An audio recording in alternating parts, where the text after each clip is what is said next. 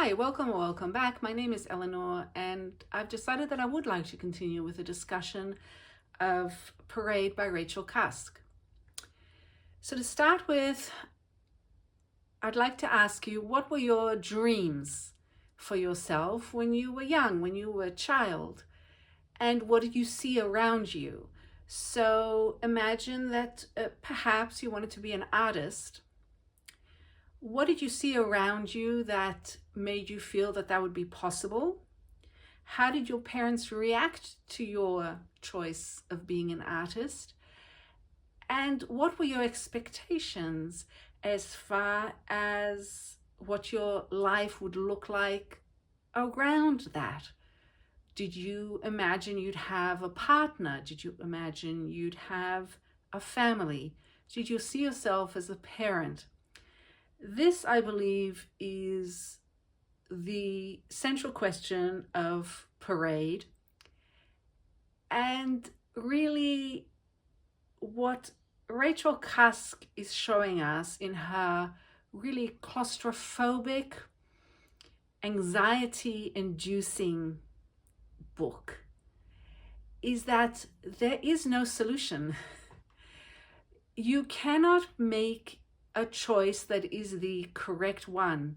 You will always get stuck somewhere. In a way, she's showing us the most nightmarish world of an artist that you can possibly imagine. And yet at the end, there is some hope. So what is it that you want to be? Do you want to be the stuntman, the midwife, the diver, the spy? Saying those four titles out loud naturally reminds us of Tinker Tailor Soldier Spy, which is really, a twist, John le Carré's twist on a children's game, which went, and I researched this, so let me make sure that I got it right. Tinker, Tailor, Soldier, Sailor, Rich Man, Poor Man, Beggar Man, Thief. So children would use that to count off, let's say, if they were trying to decide who was going to be it, and also to, in a way, use it as a way to divine what the future might hold. So little girls would play with this kind of game by starting with, when shall I marry? This year, next year, sometime, never. And they'd repeat it until they'd get somewhere. And then the next question might be, what will my husband be? And he might be a tinker, tailor, soldier, sailor. Now, Rachel Cusk is saying that she has her four choices: the stuntman, the midwife, the diver, and the spy. But within the text itself, she throws up in the air on what feels like every possibility of what might happen to you if you want to have a career, a successful career as an artist, any kind of artist really, and you're also living the life of a human being who has relationships and therefore family responsibilities, etc. And of course, the pressure is much stronger on women because biologically women have children, but she includes everyone really in this book, and it's an absolute nightmare. There is, just as there is no satisfying narrative structure to the book, just as there's no satisfying linking to a certain character, so there is no happy ending given to any choice one might make. For example, if you go and look at the section called the midwife, who do you want to be? Do you want to be the wife, the daughter, the nanny, the husband? Let's say you're the wife. Who do you choose for your husband? Do you choose another artist or do you choose a lawyer? If you have a child, what do you choose? Do you choose to have the nanny look after the child primarily? Do you hope and dream of your husband taking a role in that life? Something that seems still to this day somewhat strange? Or perhaps you feel that you want to have the baby all to yourself, and your sudden realization that you married a man who wants to be a hands-on father is not really to your liking. Do you want to keep the door to your studio open or closed? Do you want to overlook? Do you want, when you're rich and successful and you're having an architect design your house, do you want your studio to overlook where the children are playing? Do you want to have to walk through a gallery and hear children screaming or not? Where do you want to live? Do you want to live in an apartment that overlooks a busy, fun urban environment? Are you dreaming of that Parisian apartment that you'll get when you're a famous, successful artist? Or perhaps you'd like the opposite. Perhaps you'd like to go into the country and live there. Maybe you'd rather live on an island. Perhaps you choose an island that's really isolated. Maybe you'd like a husband who isn't into money. Maybe you don't want to be in the world of capitalism. Maybe you'd like to tend to the farm animals and notice where trees should be planted and protect the environment around you. But what happens when the husband you thought was going to lead that life with you changes, and all of a sudden you're in a vulnerable situation? There are no winners. There are no winners.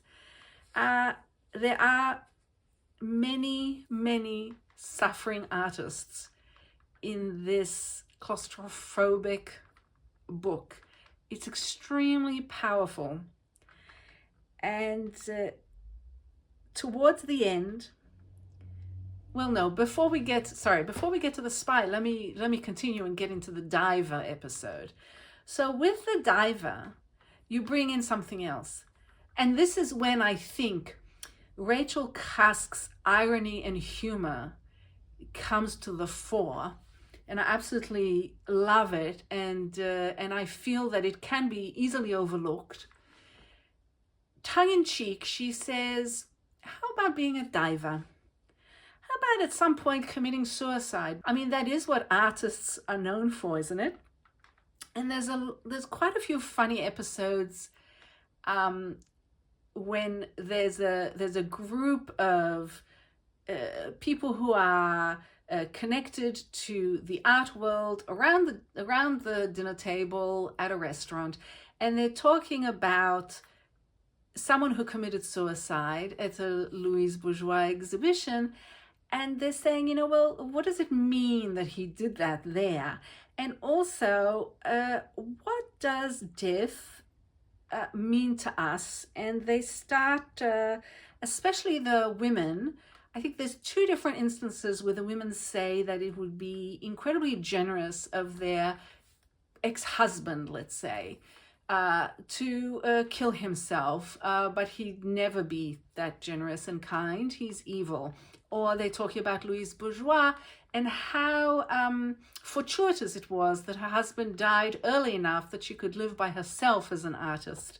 This is, of course, tongue-in-cheek, but it does bring you to the very heart of Rachel Cusk's argument here, which is that there's birth, death, and everything in between, and what you make of it as an artist is really hinging on what sort of a human being you are and what you do with your relationships.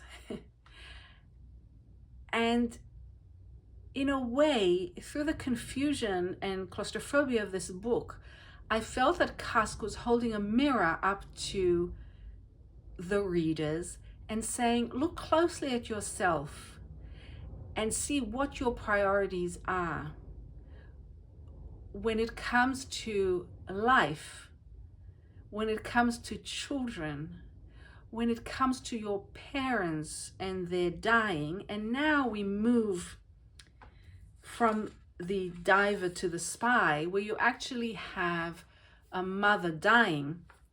And it's not only the mother dying, it's what dies with her, how her children view her, and also it brings grandparenting into the picture. Rachel Cusk is bringing in the next generation as well. And in her final few paragraphs, she's turning to point to the importance of the child, to the importance of how we see children in society as artists, and what we might hope for the future of art. Now, she says in the very last sentence, this gray reality, this meeting of darkness and light across shards of broken glass, was our beginning. She's bringing herself and everyone else reading this into a new beginning. But what is she really referring to with the shards of broken glass? She's chosen to end her book with the description of two paintings painted by an unnamed artist, not G, but an unnamed artist, that she says she and a group of people she's with, it sounds like her siblings, after their death of their mother, they go to an exhibition, they see, there's a temporary exhibition, and they see the work of this particular artist, and she makes note and describes in detail two of those paintings. Both of them have a woman in them, and I'll let you go back and read them. It's you look at page 196, 197. Both of them show women in dark rooms. One is reading and looking away from a window. One is balancing on a chair and peering and leaning towards a window. In both paintings, there's a child who can be seen on the outside of the window looking in. This, to me, was the standout of this book, this description at the end of the book, but I didn't quite understand it. So I did that thing which I described in my first video, which is I went and I researched it. And I'll help you out, because it was very easy to find, and I've got chills down my spine, because those two works of art are really chilling. I actually gasped out loud when I saw them. There's an artist by the name of Jacobus Vrel. We don't know very much about him, but he painted these two paintings among a few others. And it's not clear what's happening in the paintings, just as it's not clear what's happening in Parade as you read it. But one thing is crystal clear. There's a relationship between an artist who's looking at a woman, an older woman, who is either reading or has been reading. It looks like the woman who's on her chair, the way I read it, is that she was reading something and the little piece of paper fell. And then there's a barrier between the woman and the child. and the child is peering in. And it's not quite clear if they know each other or not. And that mystery and the horror of it, and the quality, the ghostly quality of the child, was, to me, I was able to take those two paintings and make from them something that I could take from Parade and find some solace in it. Because through this visual work of art, I can work and spin my own connections. Who is the child on the other side of your pane of glass? Who is it that you might, in shock and perhaps horror or amazement, notice through the pane of glass? Is it your own child? Is it an artist's child? Is it a grandchild? Is it yourself? Is it yourself as a child looking back at you? Is it perhaps your mother or father or grandparents as a child? I'd go further and to say, is it that mysterious child that lives only in your imagination because you do not have a child? Perhaps you decided not to. Perhaps you couldn't. Perhaps you decided that your art was more important, that you were more important. Perhaps it's a child who has ruined your life in some fundamental way. A child who you cannot get away from. There's so much that's very close to the nerve in these two paintings that Cusk is pointing to. And I think ultimately that is the biggest success of this book. Cusk's forcing me as the reader to research these works of art and to discover them for myself, and then refer them back to the text. It's an interesting way of trying to use a language alongside or in tandem the visual.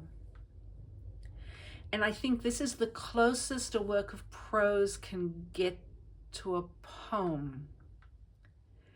I think there are experimental prose writers nowadays who, without realizing it, are attempting to almost write prose poetry.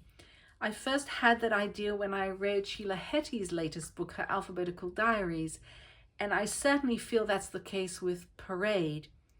But that's another video. I'll need to think about that in more detail. Suffice to say, I hope that I've given someone out there who's watching this video something more to bite into with this book. I hope that I've stayed true to the text itself without wandering too far afield. I wish you all the best. I'll see you next time when I will hopefully be talking about some other book. And don't forget, the only real property is the property of the mind. Okay? Bye-bye.